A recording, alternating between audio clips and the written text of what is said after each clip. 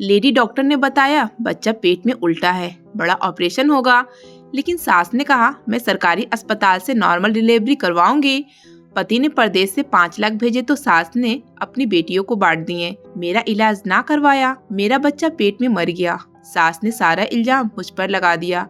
मैंने सब्र करके मामला भगवान पर छोड़ दिया। 2 दिन बाद मेरा कलेजा फट गया जब रात को मेरी ननद अपने बच्चे की लाश उठाकर मेरी सास के मैं पति के परदेश जाने पर बहुत दुखी हो गई थी, जबकि मेरा पति कृतिक मेरे पास बैठा मुझे बड़े प्यार से समझा रहा था, अरे पगली, मैं दूसरे जहाँ थोड़े जा रहा हूँ, अपने बच्चों के अच्छे फ्यूचर के लिए बाहर जा रहा हूँ। यहाँ मैं मजदूरी कर करके थक गया हूँ। तू देख, घर के खर्चे भी पूरे नहीं होते। अब बाहर जाने का चांस मिला है तो भगवान के लिए तू रुकावट ना बन। देख, चंद सालों में ही हमारी जिंदगी बदल जाएगी। हमारा गिनती अमीर लोगों में होगा और तू टेंशन मत ले, मैं यहाँ आता जाता रहूंगा। ऋतिक की बातें सुनकर मुझे तसल्ली हुई थी और फिर मैंने अपने आंसू साफ करके उसे बाहर जाने की इजाजत दे दी थी। और फिर चंद दिनों की तैयारी के बाद ऋतिक मुझे छोड़कर परदेश चला गया और फिर मेरी जिंदगी की इम्तिहान शुरू हो गया। मेरा नाम अनीता है। मेरी शादी को भी 6 साल का अरसा ही गुजरा था कि मेरी सास का बिहेवियर मेरे साथ बदलने लगा। या यूं कहना ज्यादा हुआ कि बनावट और मोहब्बत का जो खोल उसने अपने ऊपर चढ़ा रखा था वो 6 माह से ज्यादा ना टिक पाया। हालांकि मेरी शादी कोई पसंद की शादी ना थी। मेरी सास बड़े अरमानों से मुझे अपने बेटे के लिए ब्याह कर लाई थी। मेरा ताल्लुक एक गरीब घराने से था और मैं घर की आखिरी बेटी थी। मेरे सभी बहन भाई शादीशुदा अपने अपने घर के थे। मेरे दोनों भाई तो शादी के कुछ माह बाद ही मम्मी पापा को छोड़कर चले गए, जबकि मेरी दोनों बड़ी बहनें दूर दराज के शहरों में रहती थी। पापा की काम करने की उम्र तो न थी, मगर बेटियों की बोझ पापा को इस उम्र में भी चैन न लेने देती थी। मैं चाहती थी कि मैं पापा का सहारा बनूं, मगर पापा यह ना चाहते थे। अभी इतना भी बेबस नहीं हुआ कि बेटी की कमाई खाऊं। पापा का एक ही जुमला था जो मुझे घर से बाहर कदम नहीं रखने देता था। पापा ने शराफत की जिंदगी गुजारी थी। गरीब जरूर थे मगर ईमानदार और असूल परस्त थे। शायद ऐसे लोगों की किस्मत में हमेशा मुश्किलात ही लिख दी जाती है। मैं जानती कि पापा कभी भी मेरे काम करने से खुश नहीं होंगे और मैं पापा को दुखी नहीं करना चाहती थी। मम्मी की मौत से जहाँ मुझे गहरा सदमा पहुँचा, वहीं पापा भी टूट कर रह गए थे। अब तो पापा पर मेरी शादी की धुन सवार हो गई थी। जो भी जैसा भी रिश्ता आता पापा हाँ करने में देर ना लगाते। मगर रीति का रिश्ता आने पर मेरे साथ साथ पापा भी हैरान रह गए। ये लोग हमारे शहर के ही थे, मगर इनके हालात हमारे मुकाबले में बेहतर थे। फिर ऋतिक अच्छी शकल सूरत का था, जबकि मैं आम सी शकल सूरत रखती थी। मुझ में कुछ इतना खास न था और फिर गरीबी ने तो रही सही कसर भी पूरी कर रखी थी। ऋतिक का रिश्ता पापा के लिए किसी चमत्कार से कम न था। पापा को ऐसे रिश्ते की उम्मीद तक न थी, इसलिए पापा ने चट मंगनी और बट ब्याह कर दिया और मुझे विदा कर दिया। पापा ने दहेज के नाम पर मुझे कुछ चीजें ही दिए थे। उस सामान मेरे बहन भाइयों ने जैसे तैसे करके मुझे तोहफा दिया था। पापा से बिछड़ने का दुख एक तरफ, मुझे इस बात की तकलीफ ज्यादा थी कि पापा मेरी शादी के बाद बिल्कुल अकेले रह जाएंगे। बड़े भाई ने झूठ मूठ पापा को पूछ लिया कि अब आप मेरे घर चल कर रहे, मगर पापा ने साफ इनकार कर दिया। तुम लोगों के बगैर गुजर रही है, आगे भी गुजर जाएगी। मैं अपने घर में ही रहूंगा। मैं दिल से चाहती थी कि पापा किसी भाई के साथ चले जाएं, मगर जानती थी कि ऐसा मुमकिन नहीं। पापा अपनी बात से पीछे हटने वाले नहीं। मैं ऋतिक के साथ विदा होकर चली आई। मेरे ससुराल में कुंवारी ननद मौजूद थी, जबकि एक ननद शादीशुदा थी। मेरे ससुर मर चुके थे, जबकि घर पर सास का हुक्म चलता था। ऋतिक ड्राइवर था, वो कंपनी का बस चलाता था और सारी तनख्वाह लाकर अपनी माँ के हाथ पर रख देता। ऋतिक की माँ घर का खर्चा चलाती और बाकी की रकम अपनी बेटी की शादी के लिए बचा कर रख लेती थी। मैं अपनी सास की एहसानमंद थी कि उसने मुझ जैसी लड़की को अपने बेटे के लिए पसंद किया, इसलिए मैं अपनी सास की देखभाल करती रहती। ऋतिक एक अच्छा पति साबित हुआ था। वो मेरा बहुत ख्याल रखता था। चंद दिनों में ही हम एक दूसरे के इतने करीब आ गए कि अब एक दूसरे के बगैर हमारा दिन ही नहीं गुजरता था। मेरी सास को ऋतिक का यूं मुझे तकना और मेरा ख्याल रखना एक आंख नहीं भाता था। ऋतिक अपनी माँ बहन के सामने भी मोहब्बत दिलाने से बाज नहीं आता और इधर उधर मेरे पास ही बैठ जाता। वह खाना खाते हुए हाथ पकड़कर मुझे अपने पास ही बिठा लेता तो मैं शर्मा जाती। यह प्यार मोहब्बत की इजहार अपने कमरे में किया कर। घर में जवान बहन मौजूद है। मेरी सास टोकने से बाज न आती, मगर ऋतिक को तो जैसे कोई परवाह न थी। अरे मम्मी, बीवी है मेरी, कोई गैर थोड़ी है। वो हंसकर अपनी माँ की बात टाल दिया करते तो उसकी माँ के माथे पर त्योरी चढ़ जाती। उसे शायद इतनी उम्मीद ना थी कि ऋतिक मुझे इतना चाहने लगेगा।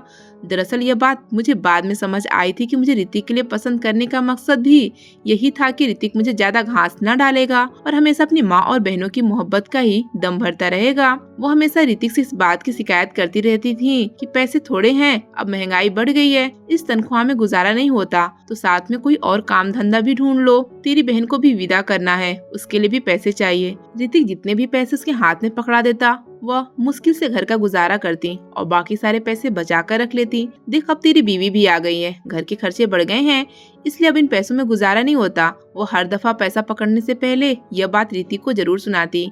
तेरी बीवी तो खाती भी इतना है। वो मुझे देखकर सुनाती तो मैं शर्म से पानी पानी हो जाती। मेरी सास मेरे पति की मौजूदगी में तो मुझे कुछ न कहती और अपनी जुबान बंद रखती, मगर मेरे पति के काम पर जाते ही वो मुझे जल्दी कटी बातें सुनाती रहती, मेरे हर काम में ऐब निकालती। मैं भी चुपचाप बर्दाश्त कर लेती। मेरे पास वापस जाने का कौन सा ठिकाना था जो उसे पलटकर जवाब देती। मैं जानती थी कि ऋतिक अपनी माँ का कितना इज्जत किया करता था। अगर वो ऋतिक को मेरी शिकायत लगाती तो ऋतिक भी मेरे खिलाफ हो जाता और मैं नहीं चाहती थी कि मेरे पति के दिल में मेरे लिए शिकायत पैदा हो, इसलिए मैं चुप्पी साधी हुई थी, जबकि मेरी खामोशी उसे और सह दे रही थी। मैं वापस पलटकर पापा को परेशान नहीं करना चाहती थी। वैसे भी इतनी मामूली बातों पर अपना घर खराब करने की क्या जरूरत थी। मेरी सास ने घर का सारा काम मुझ पर डाल दिया था। ऋतिक सुबह का गया, रात को आता और मैं कामों में लगी रहती। मेरी ननद घर का कोई काम भी नहीं करती थी। वो अपनी किताबें लेकर पढ़ने के लिए छत पर चली जाती और कई घंटे वहीं गुजार देती। एक दिन मैं छत पर कपड़े फैलाने गई तो मुझे वहाँ सरगोशियों की आवाज सुनाई दी, जैसे मेरी ननद किसी से बात कर रही हो। मैं कुछ ऊपर गई तो मेरी ननद फौरन लपक कर मेरे पास चली आई। आप यहाँ क्या करने आई हैं? मैं कपड़े फैलाने आई हूँ, मैंने उसे हैरान होते हुए कहा, जबकि मेरे हाथ में कपड़ों से भरी बाल्टी वह साफ देख सकती थी। अच्छा ठीक है, फैला ले, मैं नीचे जा रही हूँ। वो फौरन सीढ़ियों से नीचे उतर गई। मैं उसके बिहेवियर पर हैरान थी। न जाने उसके चेहरे पर इतनी घबराहट क्यों थी। मैंने छत पर इधर उधर नजर घुमाकर जायजा लिया, मगर वहाँ कोई मौजूद नहीं था। शायद उसने मुझे सीढ़ियों के पास कुछ देर रोका तो जो भी वहाँ मौजूद था वह भाग गया। मुझे अपनी ननद पर शक हो गया था, मगर मैं किसी से कुछ भी कहने की पोजीशन में ना थी। मेरी सास तो मुझे चोटी से पकड़कर घर से बाहर निकाल देती अगर मैं उसकी बेटी पर इल्जाम लगाती, मगर मैंने अपनी ननद पर नजर रखना शुरू कर दी थी, क्योंकि मैं नहीं चाहती थी कि कल को वो कोई ऐसा वैसा काम करके अपने भाई की इज्जत को दाग लगाए। वो भी छोटी और नासमझ थी। उसने 12वीं का इम्तिहान देना था, उसके इम्तिहान करीब ही थे, इसलिए वो हर वक्त पढ़ाई में लगी रहती थी। पढ़ाई के बहाने जो चक्कर उसने चला रखे थे वो जल्दी पकड़े गए। वो घर से कॉलेज के लिए निकलती, मगर वापसी काफी देर में होती। उसने अपनी माँ से कह रखा था कि इम्तिहान की वजह से काफी क्लास लगती हैं। हालांकि इतना तो मुझे भी मालूम था कि जब इम्तिहान करीब हो तो कॉलेज में क्लासेस नहीं हुआ करती, मगर मेरी सास को इस बात की खबर ना थी। एक दिन ऋतिक उसका बाजू पकड़कर घसीटते हुए उसे घर ले आए और उसे अपनी माँ के सामने पटक दिया। इससे पूछो ये बाहर क्या गुल खिलाती फिर रही है, मेरी इज्जत इसने मिट्टी में मिलाकर रख दी है। मेरी सास ऋतिक के रवैये पर हैरान थी। ऐसा क्या कर दिया इसने? वो चमक कर बोली। यह मोची की लड़की राजा के साथ मोटरसाइकिल पर बैठकर घूम रही थी। मेरी सास ने हैरान होते हुए अपना माथा पीट डाला। अरे मनहूस, तुझे वो मोची का लड़का ही मिला था? मैं तो पहले ही जानती थी कि वो छत पर छुप छुप कर किसी से मिला करती थी। मैंने ये बात किसी को न बताई थी। अब मैं समझ गई कि छत पर आने वाला वो लड़का राजा ही था। वो हमारे मोहल्ले में ही रहा करता था, जो एक नंबर का आवारा और लफंगा था। वो मोटी चेन डाले और कमीज के आगे बटन खोले सारा दिन आवारा फिरता रहता। मेरी सास कभी कभार मुझसे बाजार से सब्जी मंगवा लिया करती थी। वो ज्यादातर हमारे दरवाजे की तरफ ताका करता था। अब मुझे मालूम हुआ कि वो मेरी ननद की राह देखता था। उसमें कुछ भी ऐसा न था कि उसे पसंद किया जा सके। उसमें ढिठाई कूट कूट कर भरी थी। शायद मेरी ननद को उसकी वो ढिठाई भाग गई थी और मुझसे शादी करना चाहता है मम्मी, वो चीख कर बोली। तो मैं उसकी हिम्मत पर हैरान रह गई। रीति का बस नहीं चल रहा था कि उसे जान से ही मार डालें। अगर मेरी सास बीच में ना होती तो शायद वो ये कर गुजरता। मैं उस मोची की लड़की से उसकी शादी ना करूंगा मम्मी, उसे साफ साफ बता दे और समझा दे कि आइंदा ये घर से बाहर कदम ना निकालेगी। जितनी पढ़ाई होनी थी हो गई, आगे ये पढ़ने का नाम न ले, बल्कि इसका रिश्ता ढूंढकर इसे विदा करो। ऋतिक ने अपना फैसला साफ सुनाया तो मेरी सास ने इस बात पर हाँ में सर हिला दिया। हाँ ठीक कह रहा है तू, मैं ढूंढती हूँ इसका रिश्ता। अरे कमबख्त, हमारी नाक कटवा देगी क्या? उस मोची के लड़के से ब्याह रचाकर हमारी इज्जत मिट्टी कर देगी। हम मोची खानदान से ताल्लुक रखते हैं, जबकि तुम मोची के लड़के पर मर मिटी हो। ऐसा लगता है कि मेरी सास को इस बात का दुख ना था कि उसने किसी लड़के से चक्कर चलाया हुआ है, मगर इस बात की जलन ज्यादा थी कि उसने मोची के लड़के से चक्कर ही क्यों चलाया। ऋतिक अपना फैसला सुनाकर गुस्से में तपता हुआ बाहर निकल गया था। जबकि मेरी ननद ने ऋतिक के जाते ही घर में बवाल मचा दिया। अपने बेटे को समझा दे माँ, ये आइंदा मेरी राह में रुकावट ना बने, वरना मैं राजा के साथ घर से भाग जाऊंगी। उसने चमक कर कहा तो मेरी सास हैरत से मुंह फाड़े उसे देखने लगी। मैं भी उसके बिहेवियर पर हैरान थी। बजाय शर्मिंदा होने के अपनी माँ को ही आंखें दिखा रही थी। बेशर्म, ये क्या बात कर रही है तू? मेरी सास ने उसे चोटी से पकड़ा और घसीटते हुए अंदर ले गई। अंदर से उसकी चीख पुकार की आवाज साफ सुनाई दे रही थी। मेरी सास ने उसे दिल खोलकर मार लगाई थी। उसका इतना मार खाना बनता भी था। अगली सुबह घर पर क्यामत ही टूटी थी। मेरी ननद श्रेया घर से गायब थी, जबकि अपनी माँ का जेवर भी साथ ही लेकर गई थी। मेरी सास ने सीने पर हाथ मारकर सोट डालने शुरू कर दिए। ऋतिक और मैं परेशानी से अपने कमरे से बाहर आए थे। अलमारी का सामान बिखरा हुआ था। घर में चोरी हो गई क्या? मैं परेशानी से बोली। तेरी बहन तेरा जेवर चुरा कर रातों रात घर से भाग गई है। मेरी सास ने ऋतिक की तरफ देखते हुए कहा तो वह हक्का बक्का रह गया। मैं उसे जान से मार डालूंगा मम्मी। मैंने उसे पहले ही समझाया था कि वो घर से बाहर कदम न निकाले। तेरी इसी धमकी की वजह से तो वह घर छोड़कर भागी है। वो घर में कहाँ टिकने वाली थी। तुझे उसके साथ ऐसा सलूक नहीं करना चाहिए था। मेरी सास ने मेरे पति पर ही इल्जाम लगा दिया था। वो हैरान था। ये क्या कह रही है मम्मी? तू उसकी ऐसी हरकतों के बाद भी उसका साथ दे रही है? ऐसा सलूक ना करता तू उसे प्यार से भी समझाता। वो प्यार से समझने के काबिल थी ही कहाँ। अब तू ही देख ले उसने कैसी हरकत की है। अब जा उसे ढूंढ कर ला, इससे पहले कि सारे मोहल्ले को पता चले और हमारे मुंह काले हों। मुंह तो काला करके चली गई है मम्मी, अब ढूंढ कर लाने का भी क्या फायदा। जहाँ गई है जाने दो, उसे खुद ही अकल ठिकाने आ जाएगी। मैं कहती हूँ ऋतिक, तू अभी की अभी उसके पीछे जा और उस राजा के गर्दन से पकड़कर मेरी बेटी को वापस ले आ। मैं कुछ नहीं जानती। इससे पहले कि सब रिश्तेदारों को खबर हो, अपनी शादीशुदा बहन का सोच। उसके ससुराल वालों से ताने दे देकर मार डालेंगे। मैं उन दोनों को ही जान से मार डालूंगा मम्मी, मैं बता रहा हूँ। मैं उस राजा को नहीं छोड़ूंगा। ऋतिक गुस्से से तपता हुआ निकला तो मैं उसके पीछे भागी थी। मैं नहीं चाहती थी कि वो ना चाहते हुए भी अपने हाथों पर 2 खून ले बैठे। श्रेया जल्द ही ऋतिक की पकड़ में आ गई थी, जबकि राजा अपनी जान बचाकर भाग गया था। वो दोनों कोर्ट मैरिज करने के लिए घर से बाहर निकले थे, लेकिन ऋतिक की नजरों से छुप ना पाए। ऋतिक श्रेया को घसीटता हुआ घर लाया और माँ के सामने फेंक दिया। वो फौरन अपनी माँ के पीछे छुप गई। मम्मी, इसका आज ही शादी करके इसको विदा करो। उसकी माँ ने अपनी बेटी को ले जाकर कमरे में बंद कर दिया। मैं देखती हूँ, करती हूँ कुछ।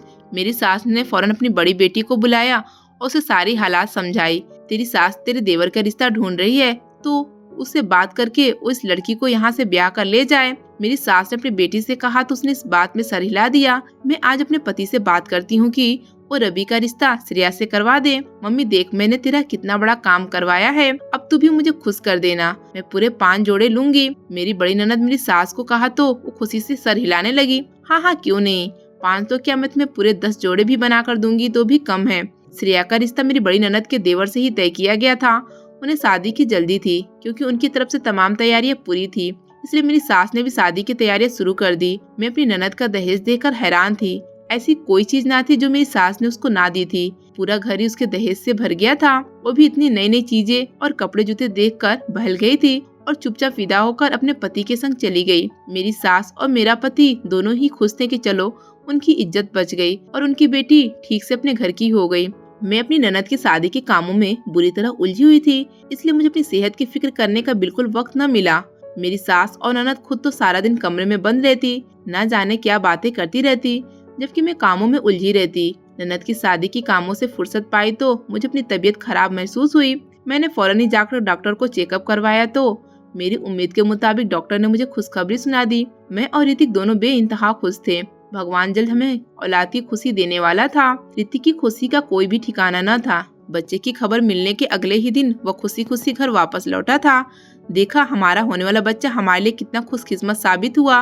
मेरा बरसों से रुका हुआ काम बन गया। मैंने प्रदेश जाने के लिए बहुत कोशिश किए थे। अब मेरा काम इतनी आसानी से हो गया कि मैं खुद हैरान हूँ। उसने मुझे खबर सुनाई तो मैं हैरान होकर उसे देखने लगी। हमारे अच्छे फ्यूचर की खातिर हमें ये इम्तिहान पार करना ही होगा। मैंने ऋतिक को रोकने की बहुत कोशिश की कि मैं इतने पर ही खुश और इत्मीनान हूँ और मुझे ज्यादा की तमन्ना नहीं है और ना ही चाहा है। पापा के घर में तो मैंने इससे भी मुश्किल हालात में गुजारा किया था, मगर ऋतिक मानने को तैयार न था। तेरे ख्वाब नहीं होंगे मगर मेरे हैं। अपने बच्चे के फ्यूचर के हवाले से मैंने बहुत से ख्वाब देख रखे हैं, तो मेरे ख्वाबों को पूरा करने की राह में रुकावट साबित ना हो और बस प्रार्थना कर कि मैं जल्द लौट आऊंगा।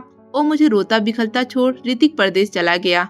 ऋतिक के जाने के बाद मेरी आजमाइश सही मायनों में शुरू हुई थी। मैं एक तो उसके जाने के गम से ही बाहर न निकली थी, मुझे हर पल उसकी याद सताती। दूसरा, मेरी सास मुझे चैन से बैठने नहीं देती थी।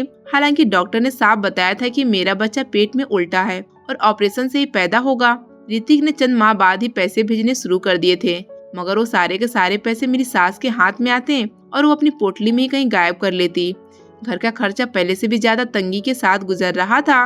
वो खाने पीने के राशन तक न मंगवाती, जबकि ऐसी हालत में खाने पीने की कितनी जरूरत थी। मेरी सास को पता था कि मेरा बच्चा पेट में उल्टा है और मेरा ऑपरेशन होगा। इसके लिए मुझे अच्छी खुराक की जरूरत थी, मगर मैं फिर भी उसके डर से चोरी छुपे खाया करती थी। मगर अब तो फ्रिज में भी कुछ भी मौजूद ना होता, अक्सर पकाने के लिए कोई सब्जी दाल भी मौजूद ना होती।